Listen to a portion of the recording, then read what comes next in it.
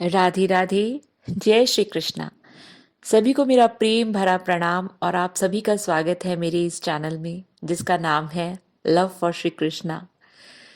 श्री कृष्ण के लिए प्रेम यही तो है जो हमारे जीवन की एक आशा है।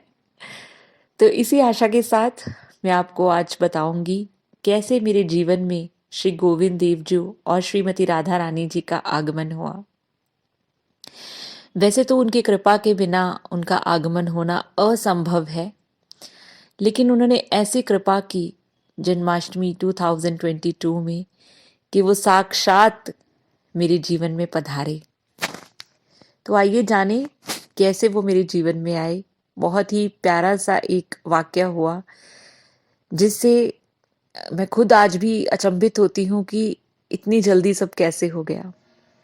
हुआ यूं कि मेरे कोई जानकार है जिन्होंने मुझे बोला कि मैं उनके लिए श्यामा शाम की सेवा करूं। श्यामा शाम उनके जीवन में आए तो ये सेवा वो मेरी तरफ से चाहते थे। पहले पहल तो मैं कुछ समझ ही नहीं पाई। जैसे ही मुझे समझ आया कि उन्होंने मुझे कौन सी सेवा के लिए बोला है तो मैं तो एकदम बहुत खुश तो हुई ही कि इतनी बड़ी सेवा का कार्यभार मेरे को संभाला गया है। लेकिन साथ ही में मैं बहुत चिंता में भी आ गई कि मैं कैसे करूँगी, क्योंकि मुझे इस चीज़ों के बारे में कोई नॉलेज भी नहीं थी। फिर उन्होंने मुझे बोला कि वो चाहते हैं कि 2.5 फीट के जो हम मंदिर में हमारे विग्रह होते हैं, 2.5 फीट के विग्रह उनको चाहिए।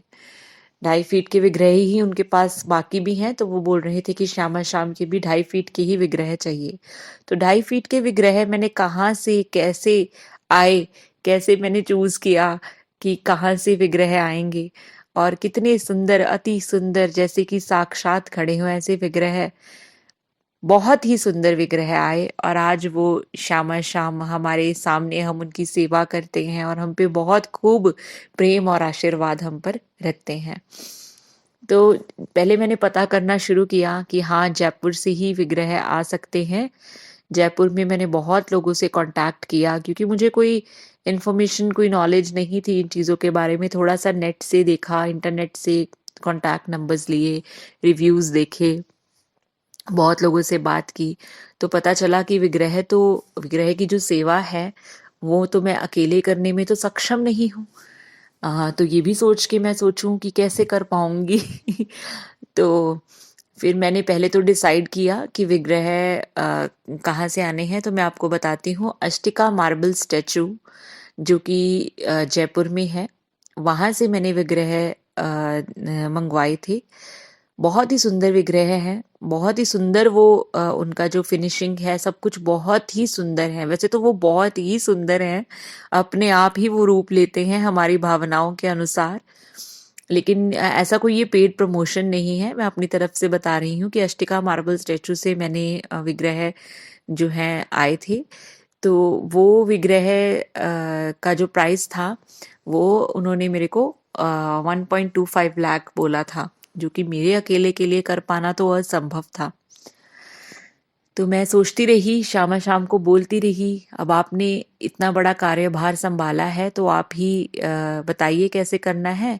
तो ऐसे करते कराते बहुत सारे लोग मेरे साथ जुड़ गए। मैंने अपने कुछ फ्रेंड्स के साथ शेयर किया, बहुत सारे लोग जुड़े जिनकी सभी की सहायता से ये संभव हो पाया कि श्यामा शाम हमारे पास पधारे। इतने सुंदर श्यामा शाम है, इतने सुंदर श्यामा शाम है कि उनको देखते ही बस ऐसा लगता है कि जैसे वृंदावन से आकर हमारे सामने खड़े हो गए हैं और हमारे सामने जो है ये विहार कर रहे हैं।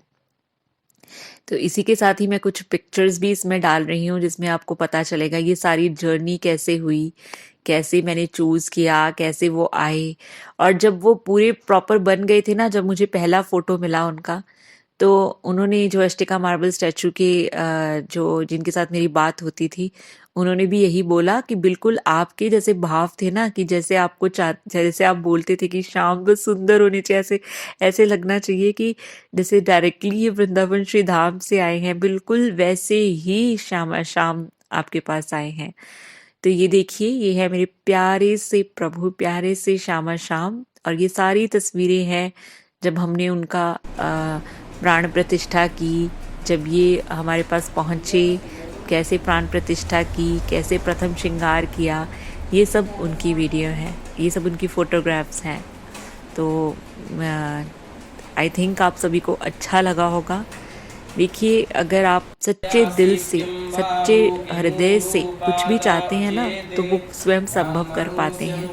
मेरे हृदय में तो बहुत आशंका थी कि मैं इस काबिल ही नहीं हूँ कि मैं ऐसा कुछ कर पाऊँ, परंतु ये श्री श्याम ने, श्री गोविंद देव जी ने खुद ही अपने हाथों से ये सब किया है, लेकिन मेरे को सिर्फ एक ज़रिया बनाया है।